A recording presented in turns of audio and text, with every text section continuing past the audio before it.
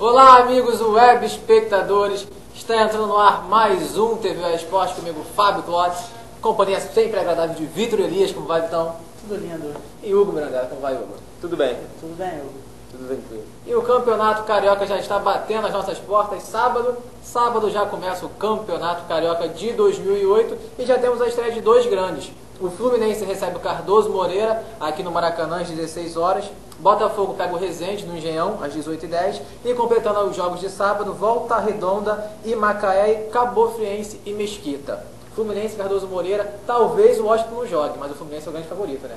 A máquina tricolor começa a ganhar contornos de realidade, né, Hugo? Com certeza, o Fluminense inclusive é o grande favorito a ganhar o Campeonato Carioca, quanto mais nesse jogo contra o Cardoso Moreira, que muita gente não sabe nem que time que é, que subiu agora da segunda divisão do Campeonato Carioca. Então o Fluminense vai para esse jogo, pode não contar com o trio, o famoso trio tricolor de atacantes, por causa que o Washington não foi liberado ainda.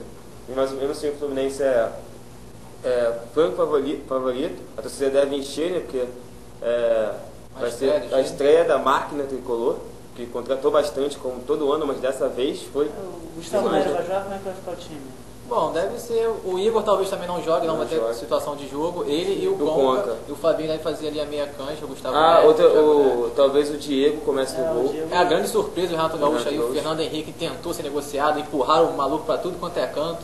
Falaram de Felipe, o goleiro do Corinthians, falaram até do veterano Canizares do Valência, mas acabou que os três goleiros do Fluminense ficaram lá e o Renato, surpreendentemente, botou o Diego, que é um bom arqueiro. Bom. Teve muitas lesões no Fluminense e foi só para jogar. Na hora. E o Renato até deu essa... Inclusive o Renato falou isso, que está dando oportunidade, dando rodízio no gol, porque como ele bancou o Fernando Henrique no ano passado, ele vai bancar o Diego agora, também o Berna vai ter a chance dele. O Diego não fez uma partida no passado pelo Fluminense. Já o Botafogo recebe o Resende, outro estreante, e o Botafogo que goleou por 4-0 a equipe do Vinha, que o Botafogo é o favorito do Vitão, né, Vitão?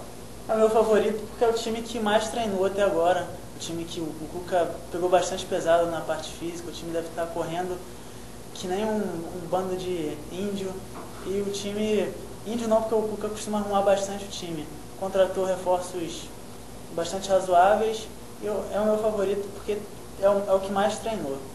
O Botafogo conta com o maestro Lúcio Flávio e o Jorge Henrique, um possante atacante. Só não sabe fazer gol, mas é um jogador. Fez um golzinho ontem. Né? Quem sabe ele toma gosto. Não vai contar com o Leandro Guerreiro, uma lesão no pubis.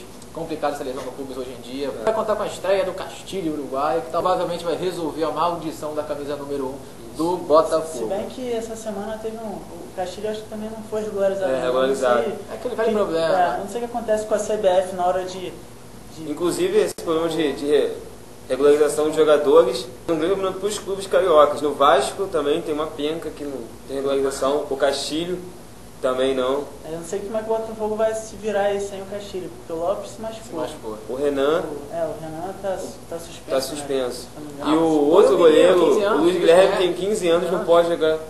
Não tem como assinar contrato como profissional ainda. Isso é verdade. Então, sei lá, quem será que vai agarrar o time do Botafogo se o Castilho não for liberado? Quem ele tem? Acho que o Robson é alto, né?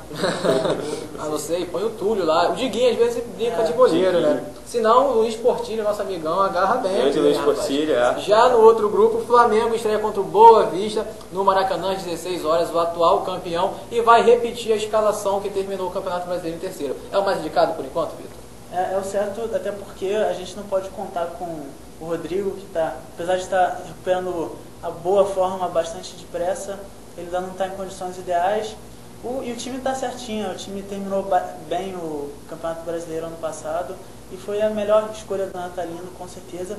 E entra com o Toró de titular, apesar de ter contratado tanta gente aí para o meio campo, o Torozinho ganhou o espaço dele e vai começar o ano como titular, cheio de moral. O Toró foi um destaque do Flamengo na pré-temporada realizada na Granja Comari. O Cleberson ainda não tem situação de jogo, ainda está suspenso pela FIFA por causa daquele problema com o Besiktas. O Marcinho está entrando em forma, o Gavilhão também está suspenso porque ele agrediu, deu um soco na boca do estômago do Valdívia no Campeonato Brasileiro ano passado. E o Jonas, assim como falou, depende ainda da regularização de documento para cá, documento para lá. Aí ontem a gente não falou Na última edição ainda não tinha, estava certo, o Diego Tardelli. Diego Tardelli chegou também, já foi apresentado, já deu um abraço no Bina, apertou a mão do Souza, uma polêmica que parece que vai se resolver E o Flamengo, ele brigar pelo ataque. O Flamengo leva vantagem porque ele mantém essa base do time que foi terceiro colocado no Brasileirão. O Joel durante os amistosos foi perguntar jogando por música, agora vamos ver. E às 4 horas também o Friburguense enfrenta o Americano. 18h10 no Caldeirão de São Januário,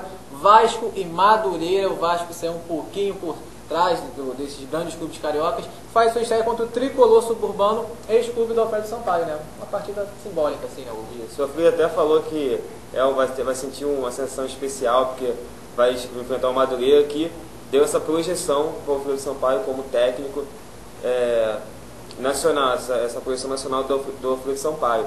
E também o Vasco, que não contratou assim, nenhum nome de peso, vai contar com a garotada, com alguns reforços vindo dos times pequenos, por exemplo, o Thiago da Portuguesa foi a principal contratação do Vasco. Acho que o Vasco gastou 600 mil para trazer o Thiago. Goleiro artilheiro Thiago. Foi só com isso que o Vasco Eu acho que só foi com isso. Os outros reforços vieram liberados, o Vasco não gastou nada. Mas o Vasco trouxe o Beto, veterano Beto, que fala que agora está numa fase mais família. Mas o Beto acho que ainda rende, dá um bom caldo ali naquele meio campo do Vasco. Trouxe também o Jonilson. Sempre confundo o Jonilson com o Jonilson. Todo mundo confunde. O Jonilson, que quando jogou no Botafogo fez um bom campeonato. Inclusive também o Vasco também trouxe o Abubakar, trouxe o Villanueva, que também não deve jogar. No Vasco tem um monte de jogadores que não devem jogar por causa da liberação. O Calixto, lateral esquerdo, o Jonilson, o próprio Abubakar, o Villanueva e... Tem até amanhã para correr atrás dessa documentação. E quem vai estrear no Vasco amanhã é Alex Teixeira, 18 anos, uma multa rescisória de 100 milhões e um bom futebol aí pra gente acompanhar esse menino. O Romário não vai poder estar no ataque, nem no banco. Tá suspenso ainda por causa daquele tônico capilar, para não ficar um pouquinho mais careca, finasterida. E o Vasco segue aí na dianteira, atrás do Madureira. E completando a rodada, o América, nossa tia Ruth, recebe o Duque de Caxias, do artilheiro Viola, e agora do Djaí, às 6h10 em Edson Passos. Djaí que deu um balão no Cardoso Moreira. Exatamente, falou que ia para um lado, mas foi pro outro. Fingiu que foi. E na nossa equipe aqui, o Fluminense é o grande favorito, com 4 votos. Botafogo com 3, é o favorito do Vitão. Flamengo e Vasco ficaram com um pontinho só. E vamos ver quem acerta no final. A maioria, ou o último, ou o Vitão, que falou no Botafogo, né, Vitão? Eu tô bancando aí o Botafogo. Apostando dinheiro também. Eu aposto na bala Juquinha. Agora, mudando um pouquinho de assunto, nessa semana Gustavo Kirten anunciou que esse será seu possível último ano como jogador de tênis profissional. Chegou o momento do Guga parar, então? É uma pena que a carreira dele, ele tem um fim de carreira tão, sei lá, ele terminou agora em frangalhos, teve aquele problema, aquela lesão grave no quadril, isso, e é uma lesão que poucos atletas costumam se recuperar. Ele ainda tentou aí se reerguer, jogou alguns campeonatos depois, mas nunca mais foi o mesmo. Mas é uma pena, é uma carreira bastante vitoriosa. Espero que esse ano ele encerre com dignidade, uma carreira muito boa.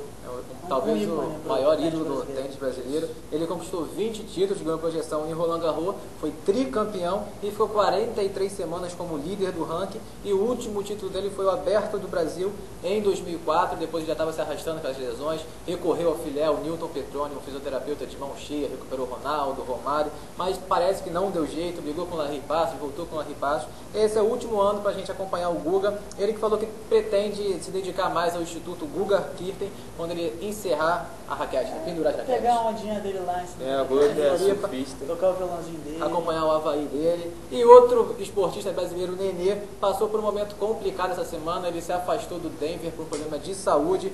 Foi revelado que ele teve um tumor nos testículos. Era benigno, felizmente.